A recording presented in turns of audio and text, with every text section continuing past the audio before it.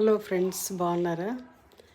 మేము ఫోరం మాల్లో వెళ్తూ ఉంటే అనుకోకుండా ఈ సూర్యకాంతం గారి రెస్టారెంట్ కనిపించింది. మా చిన్నప్పుడు ఈవిడ చాలా ఫేమస్ ఆర్టిస్ట్. ప్రతి సినిమాలో ఈవిడని క్యారెక్టర్ క్రియేట్ చేసి చూపించేవాళ్ళు. అత్తగారి కింద చాలా ఫేమస్ ఈవిడే.